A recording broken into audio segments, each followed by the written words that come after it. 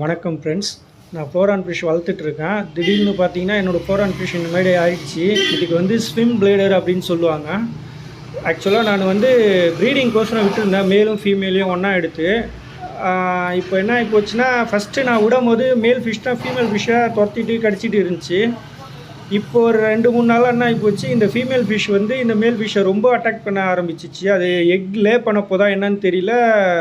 2-3 நாளாக பார்த்துட்ருக்கேன், இந்த ஃபீமேல் ஃபிஷ் தான் அந்த மேல் ஃபிஷ்ஷை துரத்திட்டு இருக்குது, கடிச்சிட்டு இருக்குது, அந்த மாதிரி இருந்துச்சு. சரி, நானும் எதுவும் பெருசாக எடுத்துக்கல, நானும் அப்படியே கம்முன்னு விட்டுட்டேன். சரி பார்க்கலாம் அப்படின்ட்டு கொஞ்ச நேரம் நைட்டு பார்த்தா துரத்திட்டு இருந்துச்சு. சரின்னு விட்டுட்டேன். திருப்பி காலையில் ஏஞ்சி பார்க்கும்போது பார்த்தா திடீர்னு இந்த மாதிரி ஆயிடுச்சு.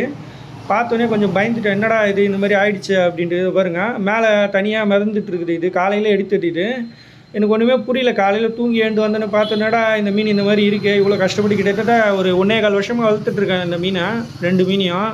சரி, இப்போ தான் ப்ரீடிங்க்கு ட்ரை பண்ணலான்ட்டு எடுத்து ஒரு 20-25 நாளாக எடுத்து விட்டுருக்கேன் நான். ஆனால் திடீர்னு பார்த்தா இந்த மாதிரி ஆயிடுச்சு. எனக்கு ஒன்றுமே புரியல என்ன பண்ணுறது அப்படின்ட்டு. சரி, அப்புறம் நான் என்ன பண்ணேன், ஃபிஷ் வாங்கினவங்களுக்கே மெசேஜ் பண்ணி கேட்டு பார்த்தேன், இந்த மாதிரி இருக்குது என்ன பண்ணலாம் அப்படின்னு கேட்டேன். அவங்க இல்லை, இது கிரிட்டிக்கல் ஸ்டேஜ், ரெடி ஆகாது, ஓகே ஆகாது அப்படின்னாங்க. சரி, நான் என்ன பண்ண இருந்தாலும் சரி பரவாயில்ல, ட்ரை பண்ணி பார்க்கலாம் அப்படின்ட்டு சின்னதாக ஒரு டேங்க் ஒன்று என்கிட்ட இருந்தது.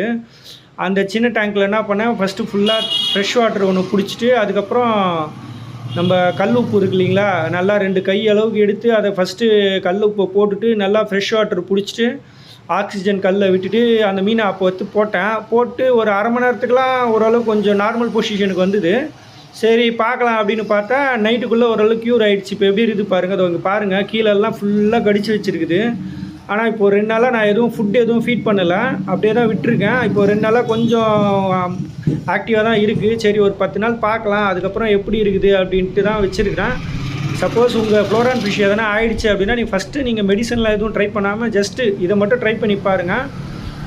ஃபுல்லாக வாட்டர் சேஞ்ச் பண்ணிவிட்டு கல்லுப்பு மட்டும், நம்ம நார்மலாக கல்லுப்பு தான், நான் தனியாக இதுக்குன்னு எதுவும் ஸ்பெஷல் கல்லுப்புலாம் போடலை.